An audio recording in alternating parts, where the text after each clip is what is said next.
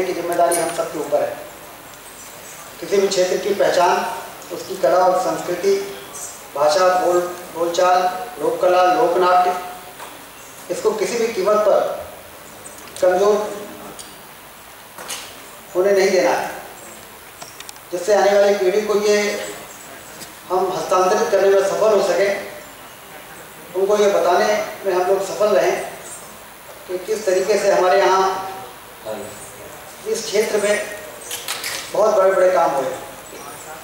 सबसे पहला नाटक, मुझे ये भी उल्लेखित करते हुए बड़ा गर्व होता है कि सबसे पहला नाटक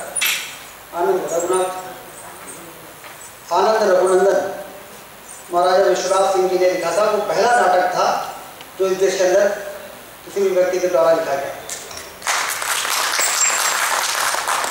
तो चाहे वो नाट्य हो, चाहे वो धार्मिक ग्रंथ हो,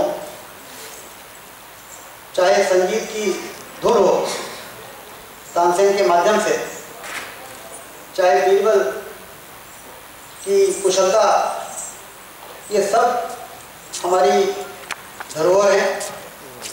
और इसलिए जब इस क्षेत्र में इस कला और संगीत को बढ़ाने के लिए नीरज कुलदेव जैसे नौजवान आगे आते हैं जुनून के साथ, तो ऐसे नौजवानों को हौसला बुलंद करना चाहिए, ऐसे नौजवानों को प्रोत्साहित करना चाहिए। मैं उनको बहुत बधाई देता हूँ।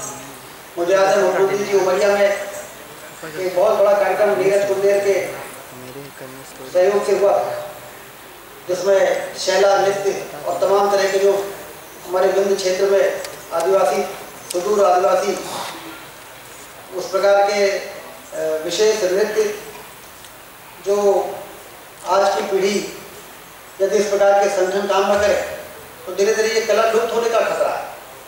लेकिन वो लुप्त होने नहीं दे रहे हैं, बल्कि उसको संरक्षित करके और उसको और बेहतर तरीके से अच्छे मंच में प्रस्तुत करने की कोशिश कर रहे हैं।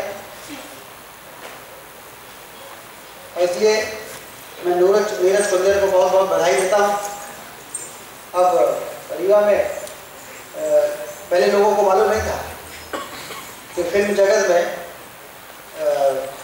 ग्रेट शोमैन के रूप में राज कपूर, जिसको हम सब जानते हैं, राज कपूर जी की शादी रीवा में हुई थी। बाकायदा मुंबई से बारात आई थी और रीवा में उनकी शादी हुई थी।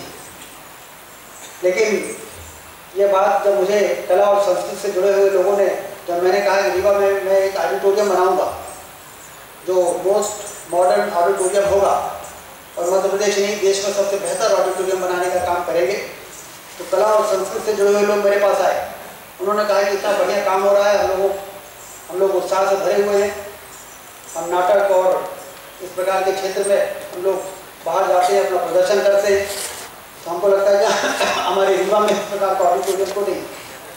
लेकिन जब ऑडिटोरियम बन रहा है तो राज कपूर जी, जो कहीं न कहीं से विंध्य और रीवा से जुड़े हुए हैं, जिन्होंने इतनी ऊंचाई तक पहुंचने में सफलता प्राप्त